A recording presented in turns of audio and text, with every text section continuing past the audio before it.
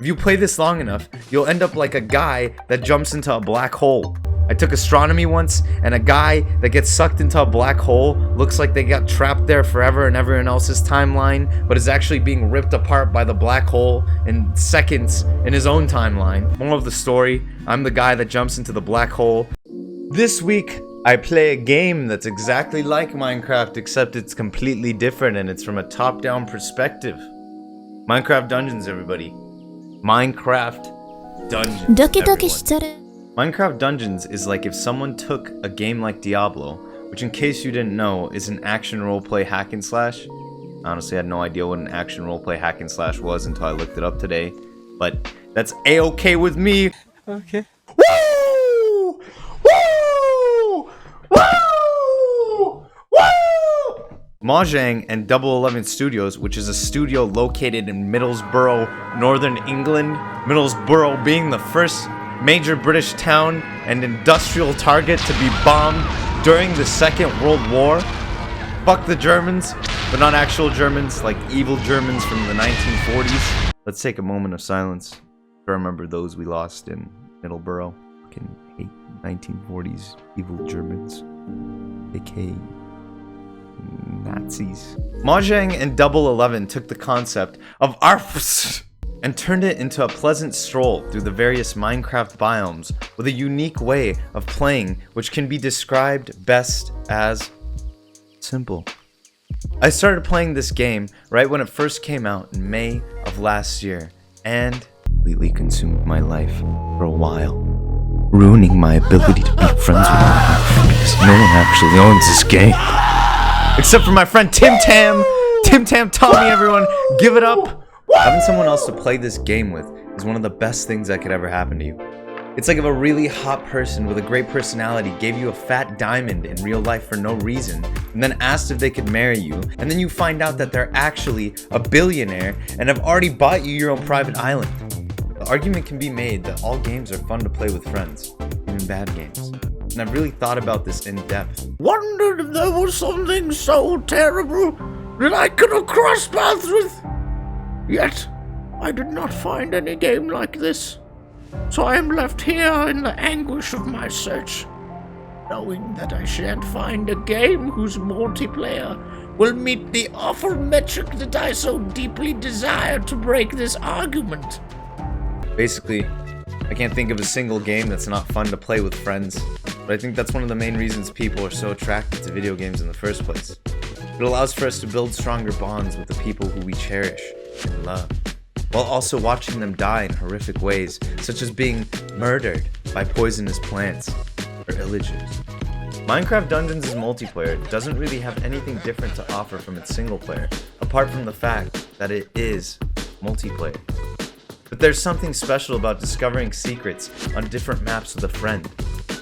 To me, it felt like we were Indiana Jones and Shorty roaming around the Temple of Doom, except we were both able to feel like Indiana Jones. Wow, holy smoke! Crash landing! There's a lot of cool stuff this game has to offer. By stuff, I mean there's a ton of weapons, armor, and items. Every weapon has a different attack pattern, and getting different types of bows changes the way in which your arrows move. See, these are them zappy boys. They go zip, zip, zap. They out here saying, we them boys. We gonna murder you and your kids, boy. I wanna eat his children. The different items also have different abilities that you can level up by getting these weird purple squirrely rock things. I don't know what they're called or how often you get them, but I know you get them every so often when you level up your character. But you could use these things to level up your weapons, and they add these small different elemental changes or some power bonuses. You know, they give you that extra attack. Each of the areas in Minecraft Dungeons also looks absolutely beautiful. They feel like their own unique places. You go from a desert area that looks all desolate and covered with forgotten architecture to an area that's all swampy and full of disgusting witches. Honestly though, I fucking hate witches. Get them away from me. I don't want to deal with any of them. If I have to, I'll shit my pants and die on the spot. So again, no witches, alright? Put them up, put them up. I ain't afraid of no ghosts except these motherfucking witches out here.